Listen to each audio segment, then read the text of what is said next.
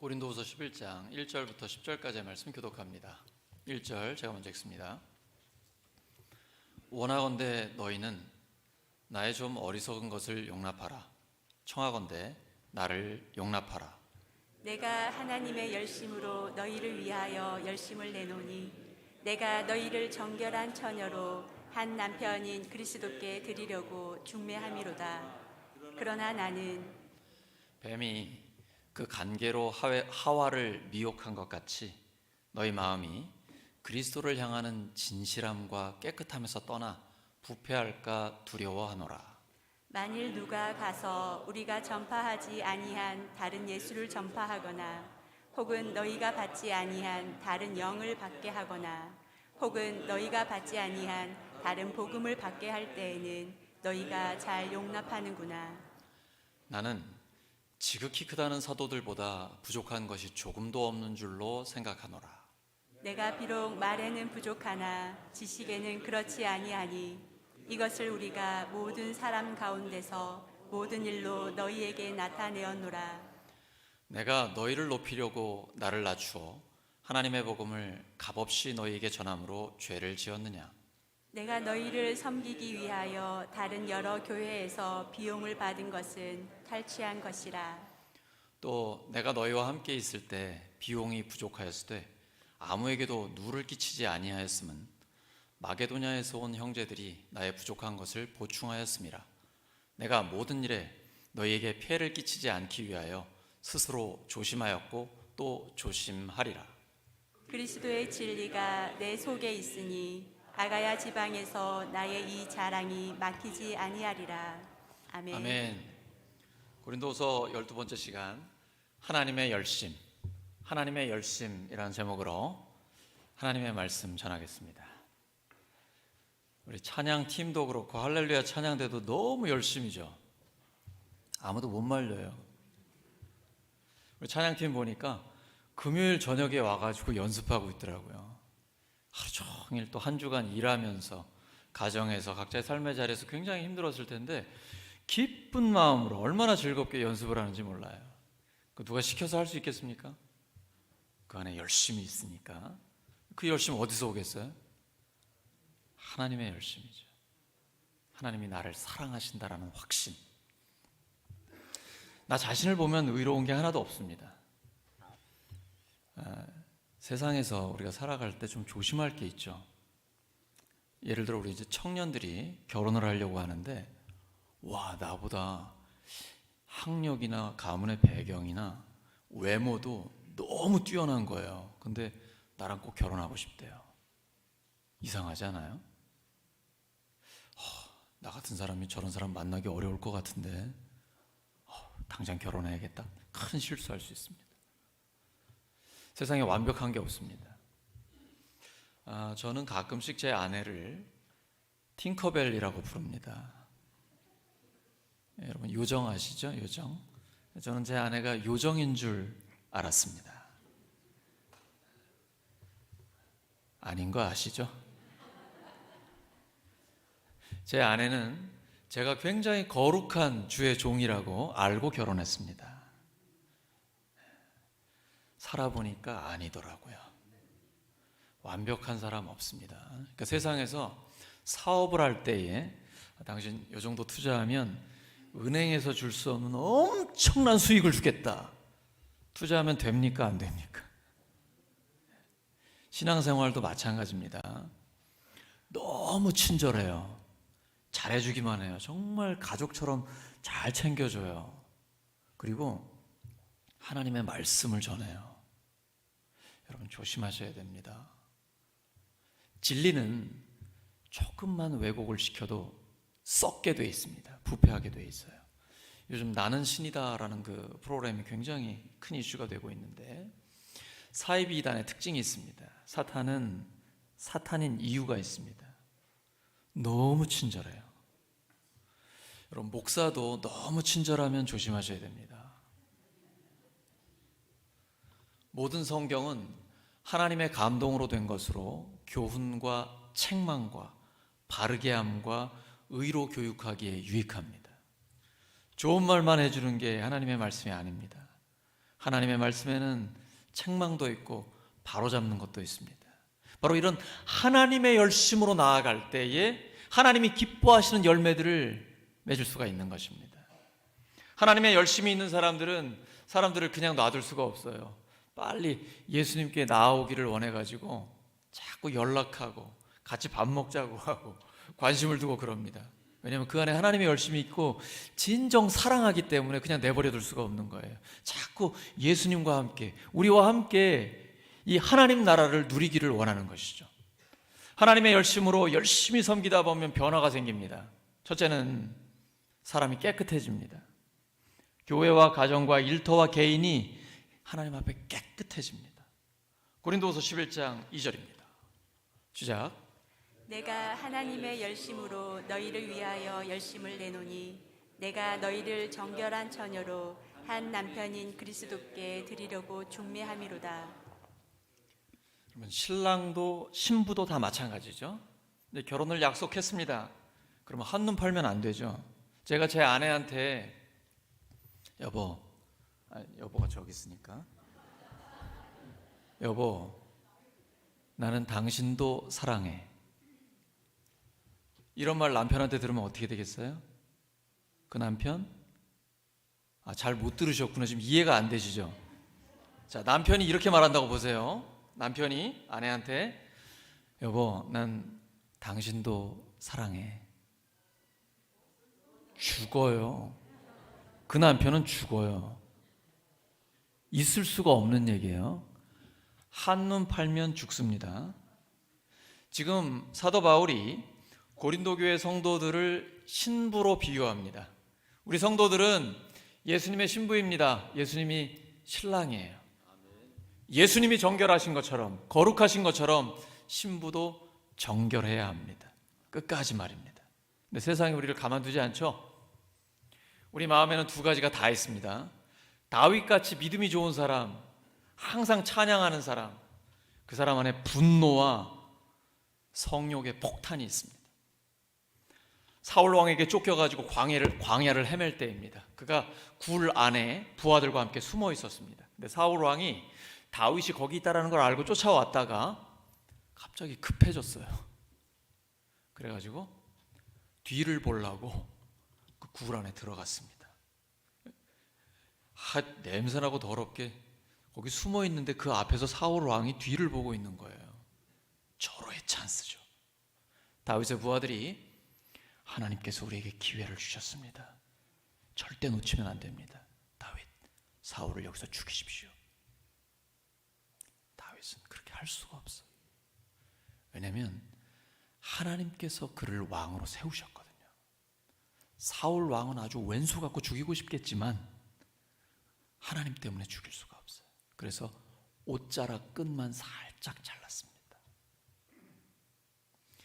다윗의 이 행동, 하나님께서 왕을 세우셨기 때문에 하나님을 보고 당신을 죽이지 않았습니다 라는 이 행동이 그가 왕이 됐을 때 엄청난 권위를 그에게 주었어요. 그는 사람이 아니라 하나님의 권위를 존중하는 사람이거든요. 조금 뒤에 광야에서 부하들과 함께 있었습니다. 그런데 그 동네에 부자 나발이라는 자가 있었어요. 이 사람이 양도 많고 짐승이 많으니까 그 목자들이 와가지고 광야에서 양들을 치고 있었습니다. 근데 고대 사회에서는 도적대가 많잖아요. 그러니까 다윗의 부하들이 그 양떼를 보호해 줬습니다. 그래가지고 안전하게 잘 치고 있었던 것이죠. 어느 날 이제 그 양털을 깎으면서 잔치를 벌이게 됩니다. 그때는요 고기 구경하기 힘들거든요. 근데 하인들을 잘 먹이기 위해서 고기도 많이 준비하고 음식 마련을 많이 했습니다. 다윗이 그 소식을 듣고 부하들을 보내가지고 우리를 좀 너그럽게 여겨 먹을 걸 좀 주시기를 바랍니다. 이렇게 선처를 베풀기를 원했어요. 왜냐하면 광야에 있을 때 많이 보호해 줬으니까 그럴만 하잖아요. 근데 이 나발이라는 자가 이름이 좀 안 좋죠. 나발 많이 들어보신 거죠? 나발 분다 그런 거 있잖아요. 이 사람 굉장히 거친 사람이에요. 다윗이 누구야? 요즘 뭐 주인한테 도망 나온 노예들이 많다면서 나 그런 자 모른다. 내가 뭘 내 소중한 재산을 왜 거기 주겠어? 이러면서 모욕을 하면서 다윗의 부하들을 쫓아보냅니다. 그대로 다윗한테 다 얘기해 줘요. 다윗이 분노가 올라오는 거예요. 양떼들을 그렇게 보호해주고 잘 지켜줬는데 이 작자 당장 죽여야겠다고 400명의 부하를 이끌고 그 나발의 가문에 있는 모든 남자들을 다 죽이겠다라고 달려가는 겁니다. 분노가 있는 거거든요. 그때 나발의 지혜로운 아내 아비가일이 빨리 먹을 걸 준비해가지고 다윗 앞에 나와 무릎을 꿇습니다. 제 남편이 철이 없어서 그래요. 용서해 주세요. 어리석은 제 남편 용서해 주십시오. 그래서 다윗이 분노를 가라앉히거든요. 이제 다윗이 왕이 됐습니다. 승승장구합니다. 부하들이 전쟁터에 나갔어요. 당연히 이길 것 같습니다. 여유가 있어요. 그러니까 왕이 왕궁 위를 뒷짐지고 거니는 거예요. 그러다 보니까 저기서 아름다운 여인이 목욕을 하고 있는 겁니다. 남자분들 이때 어떻게 해야 됩니까? 빨리 피해야죠. 어떤 학자는 왜 목욕을 하면서 남자가 볼 수 있게 하느냐, 좀 너무 간 것 같죠? 근데 그게 중요한 게 아니라 다윗이 그걸 봤으면 빨리 피해야 되는 거죠. 못 본 척 해야 되는데 그 안에 성욕의 폭탄이 폭발을 해버립니다. 사랑하는 자기의 부하, 충성스러운 부하 우리아의 아내 밧세바를 데려다가 간음을 저질러요. 이걸 숨기기 위해서 그 충직 우리아를 전쟁터에서 살인 교사해 죽여버립니다. 이후에 나단 선지자가 와서 당신이 그 죄인이요 라고 했을 때 침상이 눈물에 다 뜰 정도로 하나님 앞에 통곡하며 회개를 했죠. 우린 다 마찬가지입니다. 우리 안에는 두 가지 마음이 다 있어요. 하나님의 뜻을 행하고 싶은데 동시에 죄를 짓고 싶은 마음이 있습니다. 그래서 사도 바울이 로마서 7장에 고백하죠. 오라 나는 곤고한 자로다. 누가 이 사망의 몸에서 나를 건져내랴. 내가 마음으로는 하나님의 뜻을 행하고 싶은데 육신에는 또 다른 죄를 따르는 법이 있다. 그러나 그리스도 예수 안에서 하나님께 감사하리로다. 내가 마음으로는 하나님의 뜻을 행하고 싶고 또 육신으로는 죄를 짓고 있지만 하나님의 은혜 때문에 예수님의 십자가의 은혜와 부활의 능력 때문에 내가 하나님 앞에 감사한다. 다시 깨끗함을 입고 나아가게 되는 것입니다. 그래서 다윗은 노래하는 거예요. 하나님, 제 안에 깨끗한 마음을 회복시켜 주세요. 정직한 영을 새롭게 해주세요. 그런데 하나님의 열심으로 살아가다 보면 나 개인도 가정도 교회도 일터도 하나님께서 깨끗하게 해주십니다. 그리스도께 대한 진실함과 순결함을 회복시켜 주십니다. 이러면 하나님과의 관계가 올바른 관계가 됩니다. 자연스럽게 이웃과의 관계도 올바른 관계가 됩니다. 이게 하나님 나라입니다.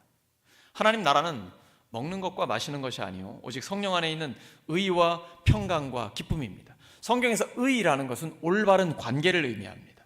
하나님과 나, 이웃과 나, 환경과 나와의 올바른 관계입니다. 특별히 사람을 볼 때에 아내와 남편의 올바른 관계, 부모와 자녀의 올바른 관계, 또 성도와 목회자, 성도와 성도 간의 올바른 관계, 또 직장에서 상사와 부하 직원의 올바른 관계가 이루어지면 그 안에 평강이 있고 기쁨이 있습니다. 하나님의 열심으로 살아갈 때에 이러한 깨끗함이 우리 안에 이루어지게 되는 것입니다. 사탄은 정반대입니다. 광명한 천사로 가장합니다.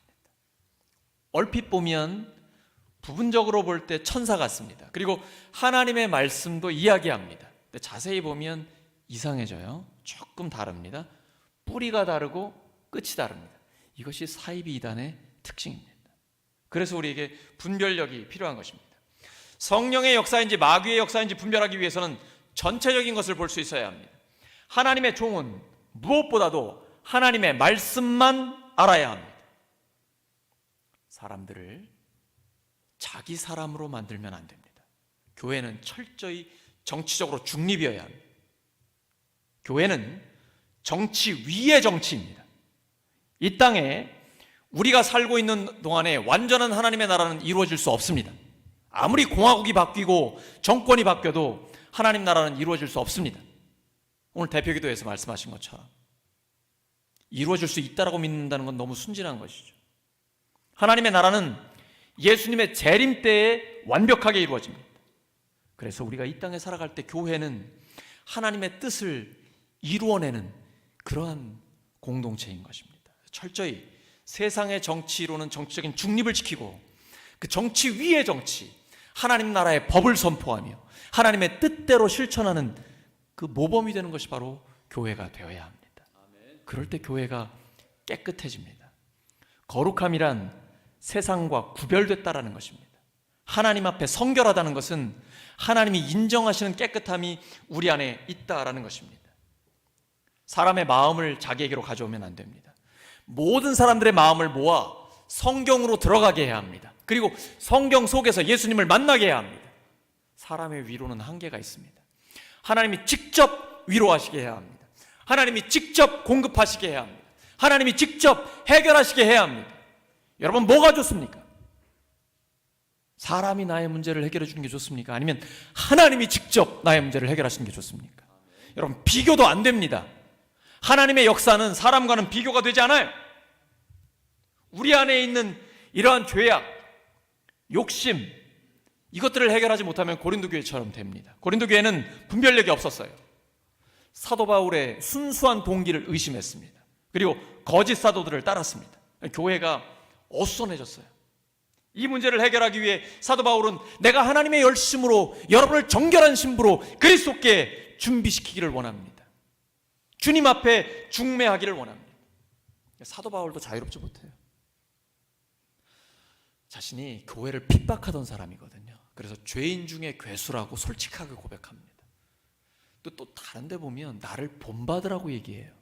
모순 아닙니까? 죄인 중에 괴수를 뭐 본받을 게 있어요? 교회를 핍박하던 자를 뭘 따를 게 있겠어요? 지금 말이에요, 지금. 예수님을 본받고자 하는 그의 삶의 태도, 어떻게든 예수님의 제자로서 예수님을 닮고자 하는 그 삶의 자세를 본받아 주세요. 그 얘기하는 겁니다. 저는 여전히 부족합니다. 사도 바울은 죄인 중에 괴수 맞아요. 하지만 저는 예수님을 본받고 싶습니다. 그런 저를 따라오시기 바랍니다. 예수님은 부활하시고 승천하시기 직전에 우리에게 마지막 명령 주십니다. 모든 족속을 제자로 삼으라. 제자 삼으라는 건 곧 내가 스승이 된다는 것이죠. 좋은 스승이 되려면 먼저 좋은 제자가 되어야 합니다. 좋은 제자는 스승을 믿어주는 사람입니다. 물론 사람을 100% 믿기는 어렵죠. 왜냐하면 100% 동기가 순수한 사람은 없습니다. 저도 영혼을 구원해서 제자 삼는데 최선을 다하지만 저 자신을 돌아봅니다. 내가 왜 이렇게 열심히 하는 걸까? 교회를 성장시키기 위해서. 이 의도가 없을까요?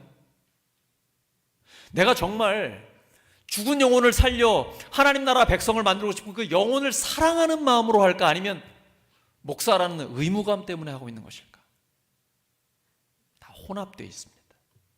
하지만 보면 그래도 하나님께서는 모든 사람이 구원받기를 원하시거든요. 그 하나님의 소원을 이루고 싶다. 이게 주된 동기예요. 그래서 확신을 가지고 평안한 가운데 끊임없이 하나님의 영광을 위해 달려가는 거예요. 그래서 좋은 제자는 지도자를 그냥 저 지도자에게 복합적인 동기가 있을 거야. 100% 순수한 사람은 없어요. 그래서 복합적인 동기가 있다는 걸 인정해주고 좋은 쪽으로 해석을 하면서 이렇게 믿어주고 따라가 주는 것입니다. 조건이 있습니다. 성경에서 어긋나지 않는 한.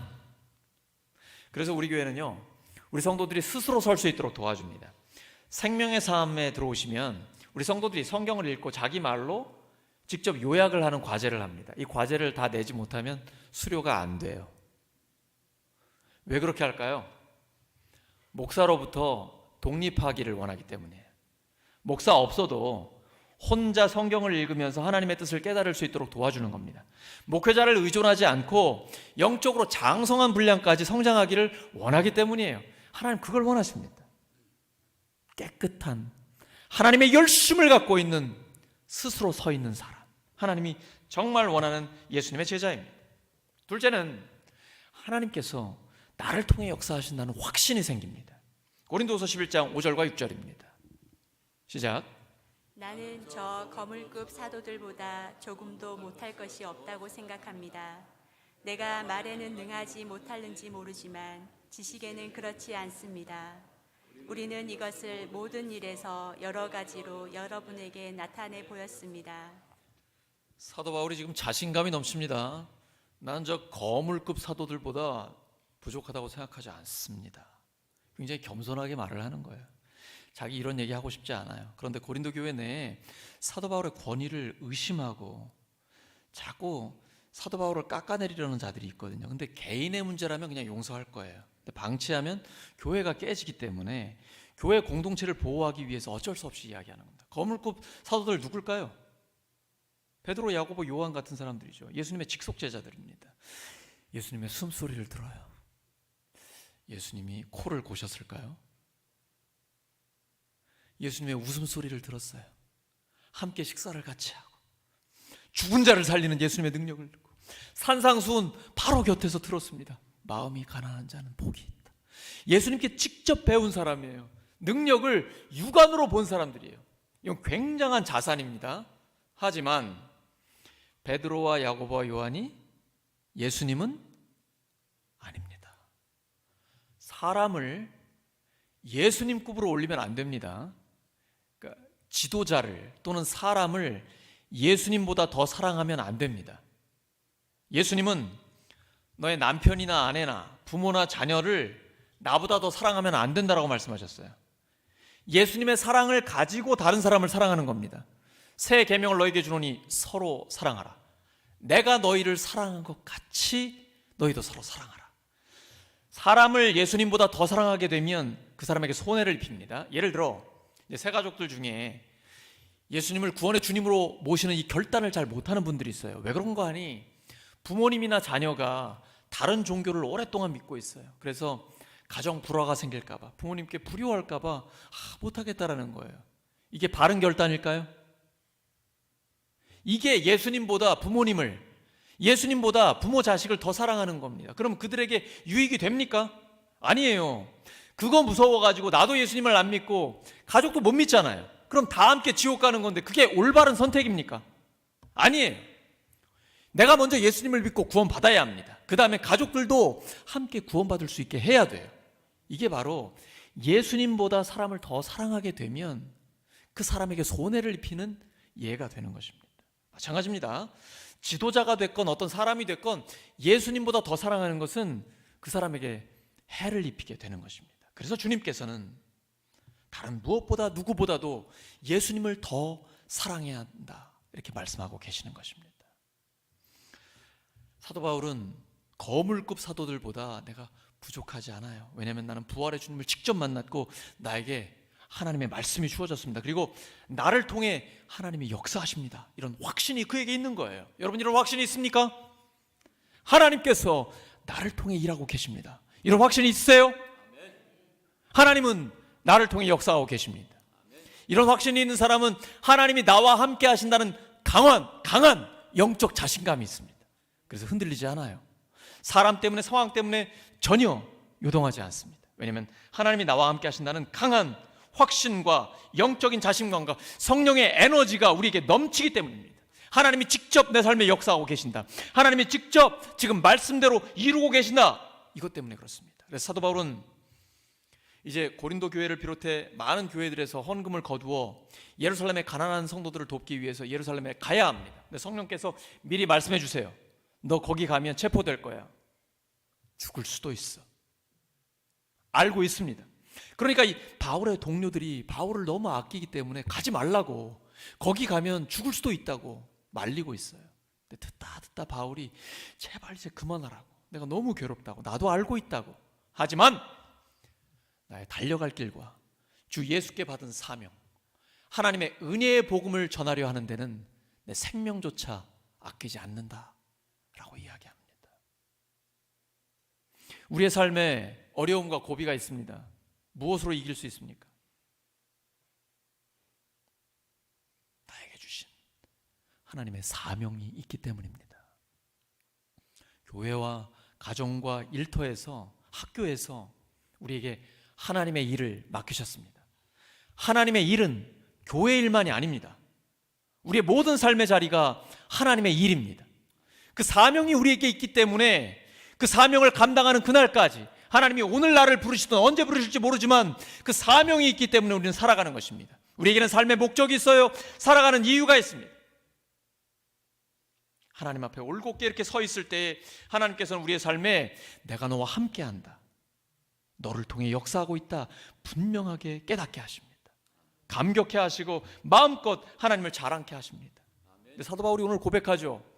이렇게 예수님을 위해 살 때 내가 만사형통하지 않았다고, 뭐 돈벼락을 맞거나 편안하게 산 게 아니라 수많은 고난을 당했다고, 죽을 고비도 많이 넘겼고 돌에 맞고 채찍에 맞고 감옥에 갇히고 이런 고난을 당했다라고 얘기합니다. 그건 자기의 고난을 알아달라는 이런 얘기 아니에요.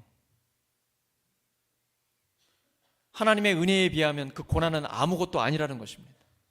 마땅히 주님의 남은 고난을 내 육체에 채우는 것, 난 감사하다라는 거예요.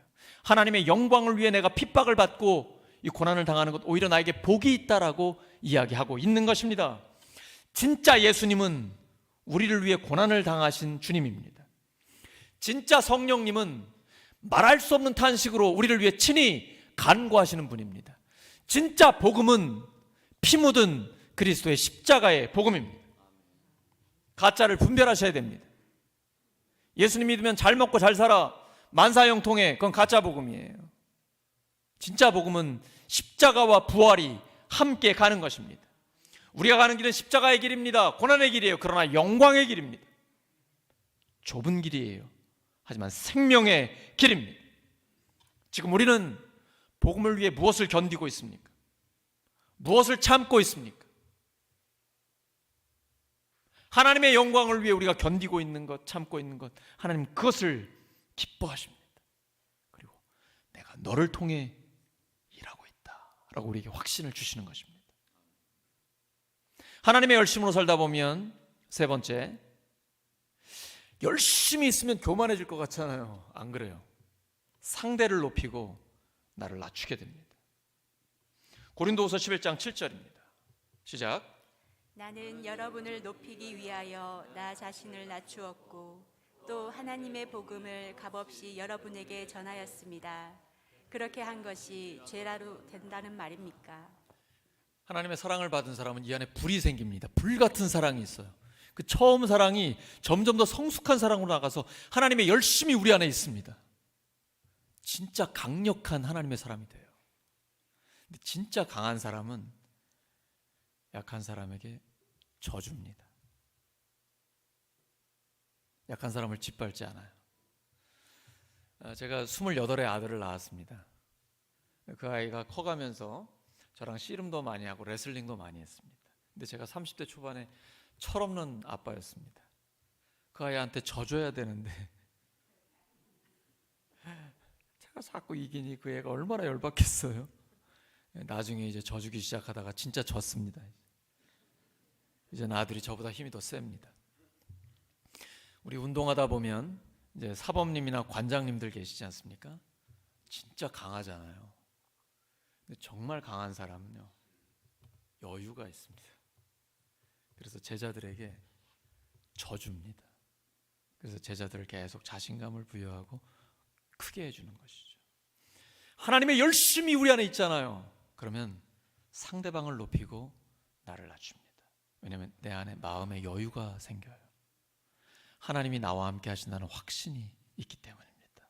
그래서 넉넉히 져줄 수가 있게 되는 것이죠. 그런데 상대방을 높이고 나를 낮추는 사람은 좋은 제자가 됩니다. 좋은 제자는 좋은 스승이 될 수 있습니다. 좋은 지도자가 될 수 있는 것입니다. 이제 좋은 제자가 되려면요, 지도자를 의지하면 안 돼요. 홀로 서기가 가능해야 됩니다. 신앙생활은 홀로 하나님의 말씀을 묵상하며 기도하면서 나 자신이 하나님을 만나야 합니다. 아무것도 없는 채로 그냥 하나님 앞에 단독자로 서야 돼요. 계급장 다 떼야 됩니다. 아무것도 없이 하나님 앞에 단독자로 서세요. 하나님 기다리고 계십니다. 그 하나님을 만날 때 내 삶은 완전히 바뀌게 됩니다. 그때 진짜 신앙생활이 시작되는 것입니다. 하나님께서 우리에게 주신 말씀 히브리서 13장 17절 보겠습니다. 시작. 여러분의 지도자들의 말을 곧이곧대로 듣고 그들에게 복종하십시오. 그들은 여러분의 영혼을 지키는 사람들이요 이 일을 장차 하나님께 보고 드릴 사람들입니다. 그러므로 여러분은 그들이 기쁜 마음으로 이 일을 하게 하고 탄식하면서 하지 않게 해 주십시오. 그들이 탄식하면서 일하는 것은 여러분에게 유익이 되지 못합니다. 지금 지도자들의 말을 잘 들으라는 얘기입니다. 쉽게 말해 지도자들의 권위를 존중하고 그 말에 순종하라는 것입니다. 그건 지도자에게 권위가 있기 때문이죠. 그 권위를 누가 주신 겁니까? 하나님이 주신 겁니다. 하나님의 사람의 특징이 있습니다. 예수님을 닮은 사람이에요. 예수님의 삶의 특징은 섬김과 순종입니다. 십자가를 지시기까지 이웃을, 모든 사람을 섬기셨습니다. 그리고 죽기까지 하나님의 뜻에 순종하셨습니다. 교회에는 이런 사람들이 지도자가 되어야 됩니다. 잘 섬기는 사람이 목자가 되고 목자들 중에 섬김이 탁월한 사람들이 중직자가 되는 것입니다. 그러면 교회는 건강해질 수밖에 없어요. 왜냐하면 잘 섬기는 사람이 지도자가 되기 때문이죠. 우리 교회가 그래서 건강한 겁니다. 우리 교회가 그래서 건강한 겁니다. 사람을 섬기는 건 우리가 쉽게 알 수 있어요. 그러면 하나님께 순종하는 건 어떻게 알 수 있을까요? 이거 어렵습니다. 그래서 기준이 하나님이 부여한 권위가 있잖아요. 그 권위를 가지고 있는 사람에게 순종하는가 아닌가를 보면 됩니다. 예를 들어 기도도 열심히 하고 신앙생활도 교회 와서 봉사활동, 사역 굉장히 많이 하는 사람이 있어요. 근데 이 사람이 집에서 부모 공경을 하지 않아요. 이 사람은 하나님께 순종하는 사람이 아니죠. 부모라는 권위에 순종하지 않기 때문이에요. 왜냐하면 하나님께서 내 부모를 공경하라 라고 말씀하셨습니다. 근데 교회에 와서 신앙생활은, 그러니까 종교생활은 굉장히 열심히 하는 것 같은데 하나님의 뜻에 순종하진 않아요. 하나님이 주신 부모의 권위에 순종하지 않아요. 이건 하나님께 순종하지 않는 것입니다. 마찬가지입니다. 교회 지도자들, 목자 아니면 중직자들, 하나님께서 지도자들에게 권위를 주셨거든요. 네가 뭔데? 이런 식으로 나오는 사람은 하나님께 순종하지 않는 사람이에요. 왜냐하면 그 권위가 그 사람이 중요한 게 아니고 그 권위를 주신 하나님께 순종하는 것이기 때문이에요. 이 사람이 바로 하나님의 사람입니다. 예수님처럼 섬김과 순종을 하는 사람이 바로 하나님의 사람입니다. 교회는 이런 사람들을 지도자로 세워야 합니다. 그런데 세상적 기준을 가지고 돈 많은 사람, 세상에서 어떤 지위를 갖고 있는 사람, 명예를 얻은 사람, 권력이 있는 사람, 아니면 외모가 출중한 사람, 이런 세상적인 기준을 가지고 교회 지도자를 세우면 교회는 굉장히 큰 어려움을 당하게 됩니다. 교회는 세상과 달라야 합니다. 그것이 거룩함이에요. 구별됨입니다. 하나님의 기준은 예수님을 닮은 사람입니다. 이웃을 섬기고 하나님이 주신 권위에 순종하는 사람입니다.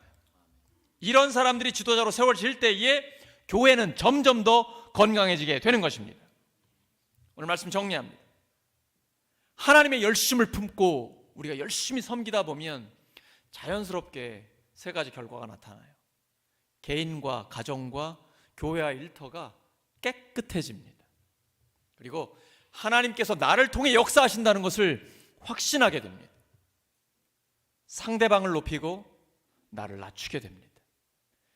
하나님의 열심으로 이러한 변화를 경험하는 우리 모두가 되기를 예수 그리스도의 이름으로 축원합니다. 함께 기도합니다. 하나님 아버지, 저희들 하나님의 열심을 품고 점점 더 예수님을 닮아 이웃을 섬기며 하나님께 순종하는 하나님의 사람들 되게 해 주시옵소서. 그래서 저희들의 삶에 성령의 역사, 놀라운 변화들이 일어나게 해 주시옵소서. 감사드리며 예수 그리스도의 이름으로 기도드립니다.